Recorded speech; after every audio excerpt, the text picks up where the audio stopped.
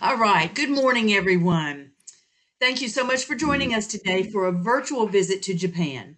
I'm Beverly McLean, Covington's social media director and travel blogger. We also have some Covington vacation advisors joining us on the line. Before we get started, I have just a couple housekeeping items.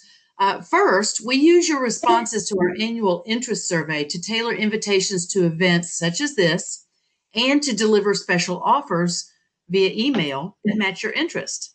If you have not taken our survey yet, please pop a message into the chat box and we'll send you a link. If you are joining us today from Eventbrite, please be sure to join Covington Travel on that platform, follow us, so you can see our future events. Secondly, we are expecting a good number of people today, so please mute your microphone if you're not speaking, and so we can avoid any background noise. If you have questions during the presentation, please type them into the chat box at any time, and we will address those at the end. Now let's get to the main event. Today we have two presenters who will share their personal knowledge of fascinating Japan. Joanna Canales graduated with a BA in Art and Japanese from Temple University, Japan campus. She lived and worked in Tokyo for almost 7 years until her career led her to work for the Japan National Tourism Organization in New York. She now uses her skills to help promote all that Japan has to offer in the US and abroad. Janet Pino-Borisut was born in California and raised in Bangkok. So she has enjoyed the best of both worlds. She loves traveling and grew up vacationing throughout Europe and Asia. Shortly after graduating from UC Davis, she decided to move to Portland and pursue her passion for both art and travel.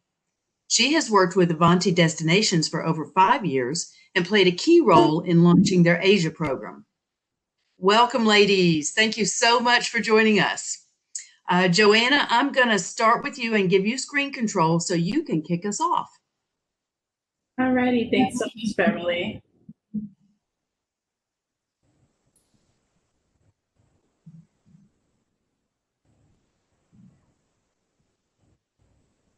I think you have control now. All right, let me check here. Yep, okay. So let me put up the presentation. And just say 20 minutes is good? Yes, please. Okay, I'll keep it around that. Give me 1 second here, everyone. Now, can everyone see my slide and it's full screen? Yes, we can. Thank you. All right, thank you so much. So I'll go ahead and get started. So thank you so much, Beverly, for that wonderful introduction. As she mentioned, I do work for the Japan National Tourism Organization, and our mission is to promote Japan as a tourism destination in the United States and abroad. So I do hope that with my presentation, you get inspired to take a future vacation in Japan and that you learn a lot about all of the different things that Japan has to offer. So just to get us started, Japan has it all. Anything you want to look for in a vacation, you can definitely find it in Japan. So whether you want to learn about Japanese culture, or if you want to see some interesting art and architecture, there's also all types of entertainment. Of course, the first thing that pops up into your head is sumo, but there's all types of other things you can do there. You can take home some really unique souvenirs. So every region and city has its own sort of culture of local crafts, and you can take these classes of local crafts and take home some unique collectibles or souvenirs depending on where you visit in Japan. There's also lots to do in terms of relaxation and rejuvenation. When you go to a country like Japan, there's so much you want to see and do, especially because it's so different from where you're from and you kind of want to see everything. And so the first 3 or 4 days you're walking around a lot and your legs get super tired. So Japan has places where you can go to just spend the day just relaxing and recharging so you can spend the rest of your trip tackling all the things you want to tackle. So I'll give more information about that at a later slide. But just to introduce the last 2 topics, I'll also mention a bit about the outdoors. If you're an outdoorsy person, if you like hiking or diving or snorkeling, or if you just want to relax at a beach, Japan does have wonderful options for that. And if you're a foodie like me and you love food and you love gastronomy, Japan is a great destination with all types of dishes for you to try. So these are all things that I would like to introduce to you in my presentation. All right. So one of the most common questions we get asked is, when is the best time to visit? And the honest and true answer, as someone who's lived in Japan for 7 years, is that any time is the best time to visit Japan. Now, the peak season tends to be in spring when all of the cherry blossoms are in bloom, and it tends to be the most crowded and hardest to book the places you want to stay or so forth. And it's very busy time of the year. So we want to promote, the other seasons and all of the charms that other seasons have to offer. For example, in the summer, there's lots of beautiful flower fields. It tends to be hot, and August is the hottest month of the year. However, if you go further up north, like in the region of Hokkaido, which I'll showcase in a later slide, the climate is much more mild. And then there's also a great thing to see in the fall and winter. In fall, there's the changing of the leaves, which in Japanese we call koyo. And you can see in the picture here on the lower left side that you can see the trees have different colors. It's much more beautiful in person. It's great for like hiking or walking around, visiting parks, visiting gardens. Temples look beautiful in this time period. And the climate is very mild. Just wear a sweater or a cardigan and you're good to go. And as well as winter, we want to promote more winter tourism because it's the least busiest time of the year. So it tends to be a lot less crowded, which is great. You can book things a lot easier. The winter time has a lot of beautiful snow scenery.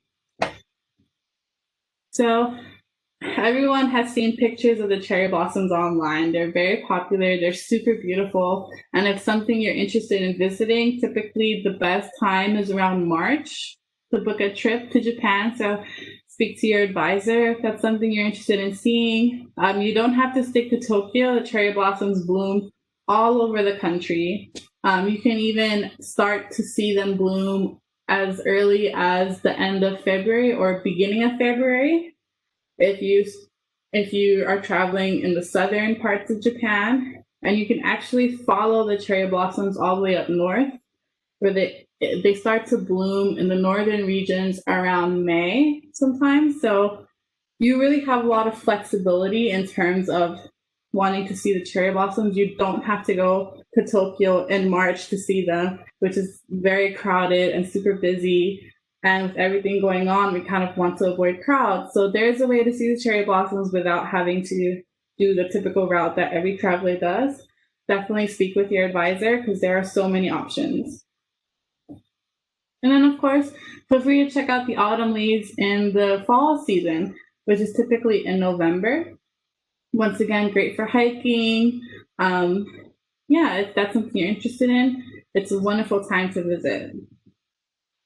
So now that I've introduced you to the basic of Japan, I'd like to give you information about some major airport hubs. So if you're traveling into Tokyo, most likely you will land in either Narita or Haneda Airport, which service the Tokyo region. But you don't have to start your trip there. You can also start your trip in Kansai International Airport, which is where you would land if you want to access Kyoto or the city of Osaka. So you can, there's a lot of flexibility in where you want to start your trip and where you want to end your trip. You don't always have to start or end in Tokyo. It all depends on your interests and your accessibility and the things you want to do. Your advisor can really tailor your trip for you. And then, of course, if you're adventurous or if you've already visited Japan before, there are other airport options. For example, you can fly in straight into Fukuoka and check out the southern region of Japan, or you can fly into New Chitose Airport and check out the northern region. So there's a lot of options, and these are only just a few airports I've listed. There are even more that you can use. So in case you're not aware, a visa is not required for US passport holders. that are visiting Japan for tourism or business for less than 90 days. However, with the COVID-19 situation, there are lots of restrictions in place. So you can check out our website for more information or speak with your advisor. And the currency we use is Japanese yen, and the time zone is Japan Standard Time. Okay, so you don't have to rely only on domestic flights to travel Japan, especially if you are the type of person that's worried about your footprint. You can explore Japan through luxury railways. You can see here Japan, especially the Japan Railway Company, does offer some very luxurious train cars that you can travel in. However, these types of luxury train cars may not be available for every line or may be difficult to book depending on the period that you're planning to travel. So there are alternatives. For example, you can take the train in the grand class, which most bullet trains have one grand class car on the train. And it's great because it tends to be a lot less crowded and it tends to be quieter, and you have a host that takes care of you during your trip. And if the bullet train doesn't offer grand class, you also have green class, which is about the same. Very wide windows, quieter, more space. So you do have alternatives to travel comfortably in the train. And as you can see in the lower right photo, Japan's train system is very, very extensive. This is just a map of the JR bullet trains. So every city and prefecture also has their own local trains. So you can basically get almost anywhere by train or bus in Japan. It's very, very accessible, very flexible, and very convenient. So don't be afraid to travel by train or rail when you're in the country. And next, I want to talk a bit about Japan's culture, if that's something you're interested in learning about, especially when you're traveling there. So one of the things that makes Japan stand out a lot is this culture of omotenashi, which is very deep rooted into their culture. It's about taking really good care of the guests or the visitor. So in Japan, they take service and the quality of service very highly. It's a bit of a complicated term, but you can experience Japanese omotenashi when you are participating, for example, in a tea ceremony or a sado, as it's called in Japanese. Or you can also experience it when you stay at a ryokan, which is a Japanese style inn, and they take really good care of you. Or even when you're participating in a kaiseki or a Japanese banquet. So it's just this unique style of service that Japan has that really stands out compared to when you visit other destinations. And another great thing that people love about visiting Japan is that sort of stark contrast between the historic aspect of the country, the very historical architecture that's been preserved for centuries, versus the very modern and bustling city life, the futuristic aspect that comes to mind when you envision Tokyo. So a lot of people love seeing the contrast when they're traveling. For example, you can visit a very, very old temple in the day amidst these beautiful trees, and it's quiet and peaceful, and it takes you back in time. And then at night, you return to the city, and you experience the bustling nightlife in the city and everything that makes Japan modern, and it's very exciting to experience that in your trip. Also, Japan is known to be very, for cleanliness and organization to be very important in their culture. So even before the pandemic, Japan had a culture of wearing masks if you have a cold, if you're feeling a little ill. Seeing people wear masks in a train or out in public was a very common occurrence. And also keeping environments clean and sanitized is already very important, especially in a big city like Tokyo. So we do think that this sort of culture of cleanliness and organization has helped contribute to the lower number of cases of COVID within the city as compared to other destinations. So it's something that you may want to keep in mind. Okay, world-class gastronomy. You can make a whole presentation about gastronomy in Japan. So I've condensed it just in this slide. Probably the most famous dish is sushi. And this is just one style of sushi. Japan has lots of different styles of sushis, but this is probably the most famous and the most typical that you will find in Tokyo. However, if you visit other regions, you will start to see other styles of sushi. But if raw fish isn't your deal, then there's lots of other eating options for you. Like, for example, the savory pancake or okonomiyaki. They can cook it with lots of different ingredients, without seafood, with meat, without meat. You can make it vegetarian. If you have a sweet tooth, Japan will satisfy that sweet tooth. This is just an example of some green tea sweets that I put, but yeah, as I said, there's so much you can say about gastronomy. If you love food, you will be so happy during your trip. And if you're interested in art, once again, we offer all types of experiences in art, whether you want to visit an art museum or a theater, if you want to see some interesting architecture or take a class in a local craft. There's all types of stuff that you can do. Definitely speak with your advisor. They can book some really interesting experiences for you. Okay, so entertainment and leisure. It really depends on what you like and your personality, but if you really enjoy the nightlife, then Japan has a lot to offer in terms of nightlife. And these are just a couple of examples that I put in Kabukicho in Tokyo, which is known as the neon city in Japan because it's filled with neon lights and it's very bright at night. And it's just filled with tiny quirky bars or little restaurants or very, very gimmicky things like a robot restaurant with like battling robots and stuff. So if that's something you're interested in, definitely think about it when you're in Tokyo. But you also have, other types of nightlife. Like in Osaka, if you experience the city at night, it's going to have a very different feeling from Tokyo at night. So that's something you might be interested in. But even if you're not really a nightlife type of person, there are other types of entertainment. For example, if you like sports, you can watch a sumo match, or you can even watch like a baseball match and see how passionate Japanese fans are about their baseball teams. Or you can even learn about other types of martial arts like Aikido and maybe even take a beginner's class in Aikido. And once again, as I spoke before about relaxation and rejuvenation, you're going to be very, very active in Japan. You're going to be walking a lot and seeing a lot of things. So it's good to take a day to just relax.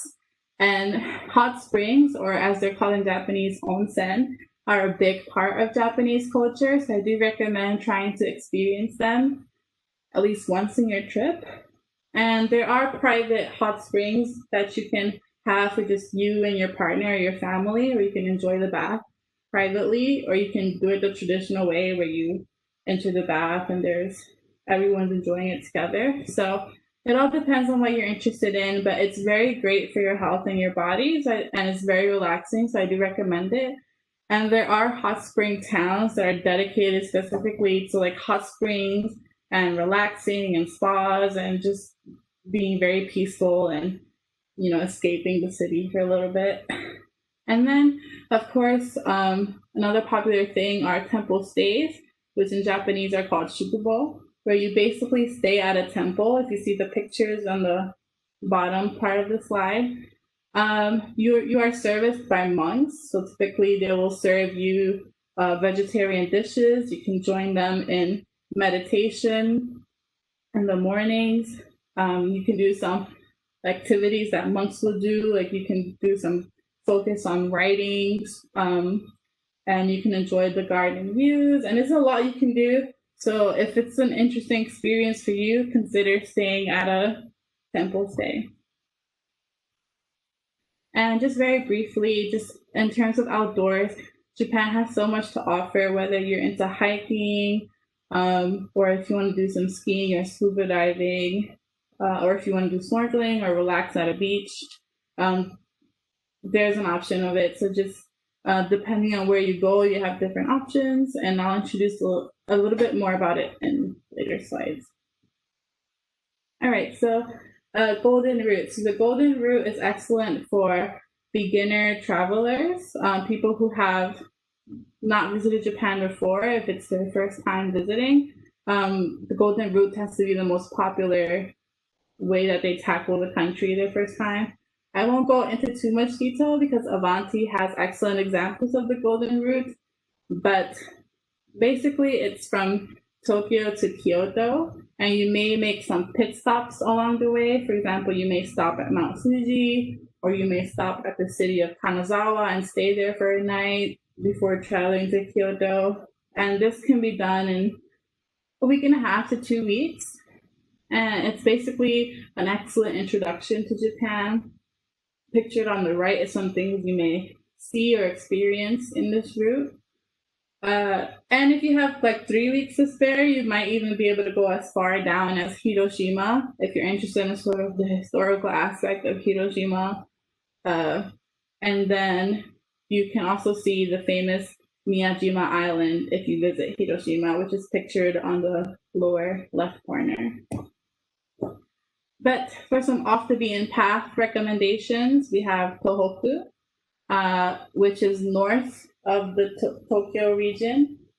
And there's lots of interesting things you can see. For example, the mountain temple is very beautiful. This is the scenery during the winter, but you can visit all times of year. There are some special local dishes you can try, such as the morioka cold noodles, which is great in the summertime on a hot day. And then there's the Nebuta Festival in Aomori, which is basically a festival where they create these very giant lanterns that are carried by dozens of people, and they're lit up at night, and they're usually figures of Japanese mythological characters or historical characters, and it's extremely beautiful. So if that image is something that strikes you, I do highly suggest visiting. It usually happens every July. And then Hokkaido, which is further north, as you can see on the map, is the northernmost island of Japan. There's lots to do here. And it's a great winter destination because of the snow festival in February. It also has probably Japan's most famous ski resort, which is Niseko Ski Resort. They're great with international travelers. And you don't only have to do skiing, they're great for families. They have lots of different snow activities, open air baths. And in the summertime, it's also great to visit Hokkaido because, these are just some examples of the flower fields, some local dishes you can try, and as well as some unique figurines. So Okinawa is wonderful. Okinawa is the very southern tip of the country. It's great for beaches and water sports. It's very relaxing. It has one of Asia's biggest aquariums, which is great for couples or families. And then this is just kind of things you can see in Okinawa. And Okinawa has some of the longest living people in the world, so you may want to try some of their cuisine. And yeah, so thank you all so much for tuning in. Just to let you know, J&TO has an office in New York or LA, so if you want more info, feel free to contact us, and I'll pass it over to Janet. Thank you so much. Thank you. Thanks, Joanna. I'm going to pass the presentation over to Janet, and she's going to tell us a little bit about Avanti's tour options, what you can see and do. We partner with Avanti, and we really respect them as a premier tour operator. Can you see my screen now? Yes, we can. Thank you. Awesome. Well, good morning, everyone from Portland, Oregon. My name is Janet, and I'm a product manager at Avanti Destinations. And I've been working with Avanti for almost 6 years now. I personally love Japan, and I've been to Japan many times for both vacation and work. And, I think if I have a list of where I want to go next again, it's still going to be Japan. I'm just that passionate about it. So who is Avanti? Avanti is a tour operator based in Portland, Oregon.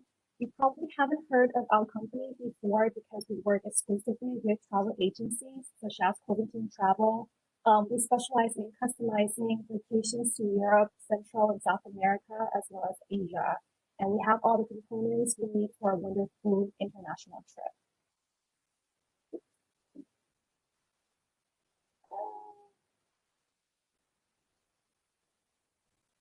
So just a little bit more, we partner with our destination management companies or DMCs throughout the world to ensure that you have support on the ground during travel. And I'm really excited to share with you some of the options that you have when traveling to Japan. I've personally selected all the hotels that we work with, and we have curated the top experience in each of our destinations to ensure that you have, a sense of experience, just fully embrace the local culture. And here are some of the major destinations we currently sell, and I'll go over really quick. Just like Joanna mentioned, the main route in Japan would be the Golden Route, and I'll also go over the Dragon Route too. And here, some of the recommendations. If your time is limited, these are the number of durations that we will recommend. This is a great itinerary for someone who just don't know where to start. I would start with the Golden Route first.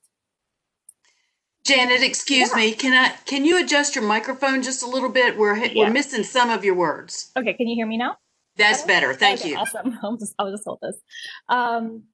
So our package at Avanti, the first one we call Japan Essentials. It has 3 nights in Tokyo, 1 night in Hakone, 3 nights in Kyoto, and 1 night in Osaka. And our packages you can customize anywhere that you want. So if you decide you want to stay longer in each of the destination, you definitely can add more nights or even subtract nights if you like to. In our package, it comes with private arrival and partial transfer per city. It normally comes with a green class rail, which is a business class rail between cities, and we also include the seat reservation. And within this package, we include all the highlights, private tours with private guide, but with public transportation all across the city. And we always include daily breakfast. And Tokyo is an amazing capital city of Japan, and is honestly one of my favorite cities in the world. Though I recommend 2 or 3 nights for beginner, if you have time, just spend as much as you want. There's just so much to see and so much to do here. So this is a picture of Shibuya, Tokyo's main center for youth, fashion, and culture, whose streets are the birthplace of many Japan's fashion, and entertainment trends. It is also home to the famous byway scramble crossing, and you can see in the picture here. I always stop, take picture really quick and walk. Yeah, it's amazing. And this is a picture of the Meiji Shrine. It's a shrine that's dedicated to worship spirit of the Empire Meiji, and a popular place for traditional Japanese weddings. I've been there maybe 3 or 4 times now, and every time I go there, I see a Japanese wedding. It's just really special. And just a little bit about, what kind of accommodations we offer. This particular is one of my favorite 5-star hotel in Japan. In Tokyo. Because Tokyo normally 5-star hotels tend to be in really tall buildings, have hundreds of rooms, but for this one it's just about 290 rooms, and it's just right across the Empire Palace. It's very special to me because it's still small, but still has everything that you need for a 5-star. Great for both couples and families. Kamakura is a great day trip from Tokyo. It is a coastal town. I love coming here, on my trip from Tokyo. I recommend Kamakura to people who do not have Kyoto on their itinerary. That is somewhat to remind me of Kyoto. I think it's because it offers a few amazing ancient temples and shrines throughout the city. And to get here, you can actually use a rail pass or just take a JR train here. Hakone is conveniently located on the Golden Route, which makes it very easy to spend about a night or 2 before you continue on your next destination, Japan. It takes about 1.5 hours on the train from Tokyo, and on the train ride, you might see a glimpse of the Fuji-san too. And on a clear day, you can also see Mount Fuji from Mount Fuji National Park in Hakone, as you see in this picture here. I want to note that this majestic mountain is quite shy. So if seeing Mount Fuji is on your bucket list, I would recommend to visit Japan in the winter time. You can see this famous torii gate at the Hakone Shrine. Hakone is also known for its hot springs, so this is where I would recommend clients to book a ryokan with an onsen stay. So here's a picture of example of one of them. Hakone offers many different styles of public bathhouses. They also have the traditional style, which is my personal favorite. I have the one with the forest set up in the background. I even seen one with a waterfall too. And this is more for people who's more into maybe the modern type. It's basically a large infinity pool, but with hot spring water. If you have tattoos or too shy to share the onsen with other people, I would recommend to book an accommodation with a private open air bath. This can be booked with us, through Kabuki travel, and it's like a really, it's like a really great way to, explore hot spring if you're so shy. Like just like what Joanna said, because for public bathhouses, you just go in and you just, may not be for everyone. But even for me, I'm getting really shy. I would give at least one try of the natural hot spring in Japan. Janet, we're losing your voice a little bit again. Sorry. Yeah, that helps. That helps a lot. Okay. Thank you. Okay. All right. Next, we're going to the Hakone Open Air Museum. When I first went to Hakone, it was just for a day trip, and I promised myself I was going to come back here because I just love all these, museums that they have. So if you're an art lover, I would recommend, spend a bit more time in Hakone for the museums too. And this is our luxury 5-star ryokan. It's also very close to the Open Air Museum. It offers a private open air bath and suite, as well as a public onsen. Next, we're going to Kyoto. Kyoto is an ancient capital of Japan. Therefore, you'll find plenty of historical architecture here. Kyoto takes about 2 hours from Tokyo via train. To give you a little perspective, Kyoto has about 1.5 million population, where Tokyo has about 9 million people. So it's a significant smaller town comparing to Tokyo. This is an important Buddhist complex in Kyoto and is one of Kyoto landmarks. There's a little hike on a steep uphill to get here, so please be prepared.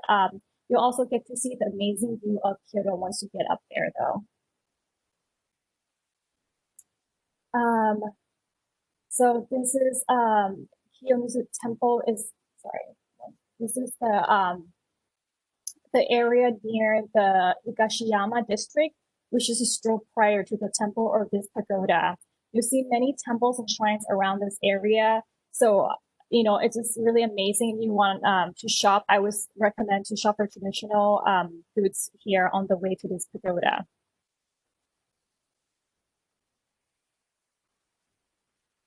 Another absolute must-do in Kyoto is to stroll around in the Gion district, also known as the Geisha district.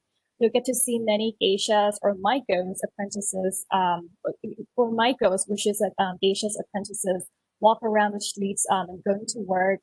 If you're like, you can also book a tour with a knowledgeable guides that we have that will introduce you, the great history of what is like, around here. You can go into the background, of tea houses and just learn about the culture of Asia.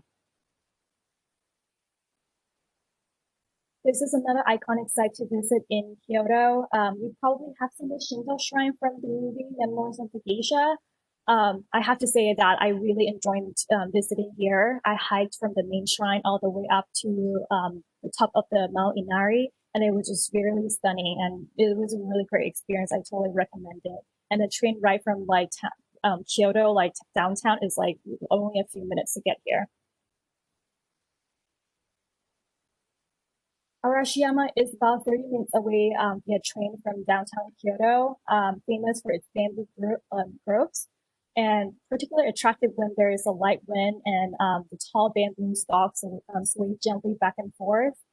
Bamboo products are very important in Japan, and there's just so many products that are made from bamboo. From anything from like buckets to like like chopsticks.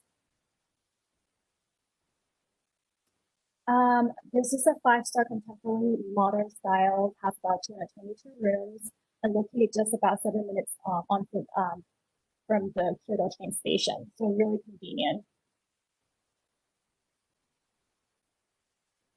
Now we're going to Osaka. Osaka is a must-see destination for any foodies. It takes anywhere from 15 to 15 minutes via Kyoto, depending on if you're on a GR train or you're on like a local train. So this is the largest castle in Japan when it first built in 1583. This amazing castle is surrounded by impressive stone walls and moats, and it sits in Osaka Castle Park. The Tombori, Joanna's kind of mentioned a little bit about this. So it is a popular shopping and entertainment district, and is known as a food destination. At night, it is lit by hundreds of neon lights and merchandise signs, including the famous Buko, Running Man signs, and the Kanidora Crab sign. Here you'll find sample of some of Osaka's famous takoyaki, or the octopus dumpling. So if you're in Osaka, you have to try that. And just another picture of the nightlight in Osaka. For this one is the Ritz-Carlton Osaka. If you're familiar with the Ritz-Carlton, this is definitely hit all the spot. It's only less than 10 minutes, including it's really close to the JR Osaka station. So again, very convenient. It's located in the business district. And you can take a day trip from Kyoto, Osaka to Nara. And this is famous for the deer park, as they have over 1,000 tame deer living here. You can feed them with rice cracker, and they'll also bounty you too. When you're here, another stop that you must make is to Kasuga Taisha, which is famous for its hundreds of bronze and stone lanterns that have been donated by worshippers. Again, this is an easy day trip from Kyoto or Osaka. Now we're going to the Dragon Route. So this is more for people who have, either been to Japan before or have more time to spend. We have a package called Japan Discovery. It includes, 3 nights in Tokyo, 1 night in Hakone, 2 nights in Takayama, 2 nights in Kanazawa, and 2 nights in Hiroshima, and 3 nights in Kyoto.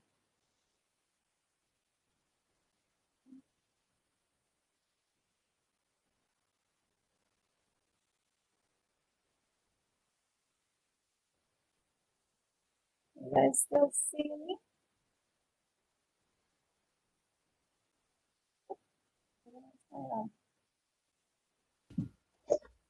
Sorry, 1 second.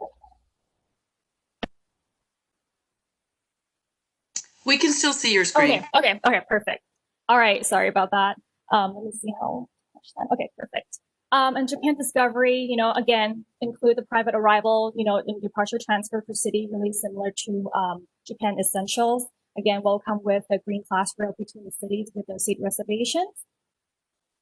Takayama, we recommend 1 to 2 nights here. This is part of the Japanese Alps, and it is known for its beautiful preserved old town. This is also another city that I recommend to do a railcon stay.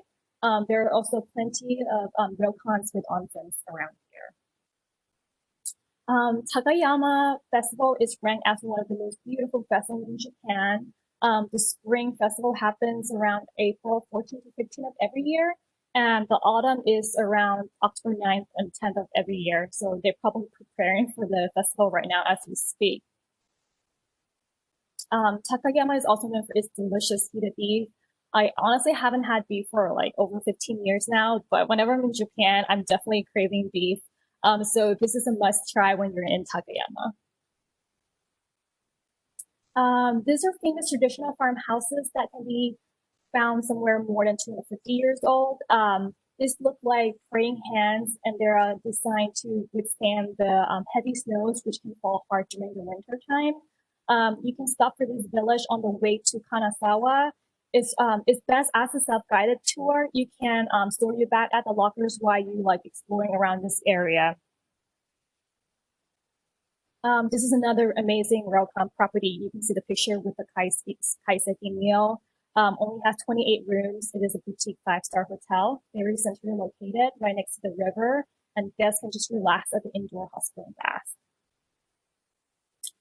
Moving on to Kanazawa. Kanazawa is located about 2 hours away from Takayama by a direct train, but we normally would arrange people to go by bus so they can stop in Shirakawako on the way to Kanazawa. Beautiful, another beautiful picture of the castle in Kanazawa.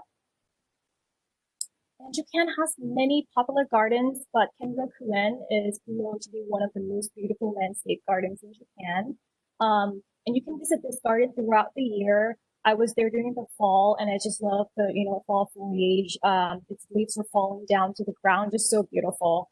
And if you want to see cherry trees bloom, you can also visit during around like mid-April. So in Hikashishaya district, this is a well-preserved tea house district. You will get to see many traditional shops in this area. Kanazawa is actually a synonym of gold leaf, apparently. This town is known for their gold leaf craftsmanship. They've got gold leaf in everything from like chopsticks to like cell phone cases to even like cosmetics or in ice cream. So this is a property that we have over here. It's a 4-star. This is like one of our top seller in Kanazawa. Very centrally located within walking distance into town or the famous 21st Century Museum of Contemporary Art. And again, definitely a great option in Kanazawa. All right, last but not least, we're going to Hiroshima. It takes about 1.5 hours from Osaka and about 4 hours from Tokyo by train. This is the area where the park now lies, was ground zero for the atomic bomb in 1945. The park was created and it's dedicated to those who lost lives in the attack. You can stroll through the park and discover the monuments and statues in the park before heading into the museum itself. Next, this is the miniature garden at Shukuen Garden in Hiroshima. It was built around 1620. This garden has everything like a great garden has, but in a miniature scale. It's located in the heart of Hiroshima, which is very convenient to visit. This is another must-see when you're in Hiroshima. You can only take a short ferry ride to Miyajima Island from Hiroshima. This is a small sacred island located on the inland sea. It has been a holy place for Shintoism since the earliest times. You'll find, this beautiful, most photographed site in Japan, which is the floating Torii Gate. This is a 4-star, Japanese contemporary style hotel. Has about almost 5 bedrooms. You can see the view of the Seto Inland Sea on the top floors of the building. Again, our property is always located in the heart of the city, really centrally located. Okay, thank you so much. Sorry, I felt like I'm going a little bit faster than normal, but I just want to make sure everyone got all the information that we have today. And that's quite all right. Thank you. Gorgeous right. Pictures. I love it. Yeah. I have a question for you. Sure. The ryokans, known for service and the gracious service, are meals typically included? Or is that something, they serve meals, but are they included in your stay or is that an option? Right. So that's a great question. For our products, we always include breakfast, but for ryokan stays, it comes with breakfast and dinner. And normally it will be in the kaiseki style, which is what Joanna has talked about. It's like different courses of, how would I say it, all this foodies, like from like miso soup to, like all this, like all the products that they have during that season. Right. Yeah. Mm-hmm. And also they'll come with, the yutaka, it's kind of like the light version of kimono where you can wear and walk around the ryokan. Oh, okay. Yeah. Okay. It's really Very special. Nice. Was that somebody else had something to add there? Oh, yeah. Let me unmute everybody. Okay, I've unmuted everybody, so don't everybody talk at once. Hi. If you have any questions for Janet and Joanna, please speak up or type them into the chat box.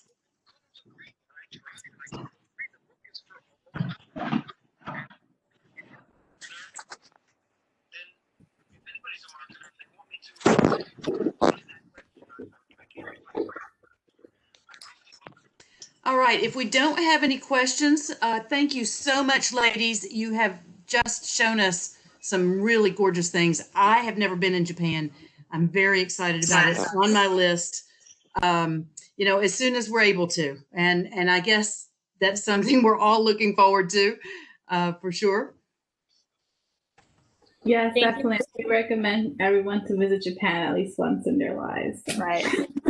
I do have a question here. Is there anything in particular that surprises people visiting Japan for the first time? That's from Robert. I think everything. Yeah, I honestly, sometimes I tell people, you want to go to Hawaii, you're like, Hawaii gets canceled. You think about maybe I'll replace, you replace it with other beach destination or something similar. But for Japan, I never seen any other destinations like Japan. It's just so unique. I've never seen any other destinations like this. So I think anyone needs to have Japan, on their bucket list and visit at least once in their lifetime. I think another thing that surprises people that I hear often is this concept I talked about, which was omotenashi. But people are so surprised at like how polite Japanese people are, how excellent the service is when you're there, how willing people are to help you. I think that's something that really strikes them and why they always want to go back, and because just the interactions that they have with the people there tend to really blow them out of the water. So. And there's no tipping in Japan, right? No tipping. If you try to give someone a tip, they're going to give you your money back. So.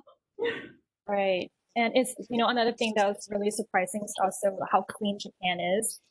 Very, very clean. And just like Joanna mentioned, everyone, even prior to a pandemic, everyone's wearing masks. Everyone, just keep the distance. So it's definitely really, really, I felt very safe and it feels really clean. Yeah. Great. Any other questions?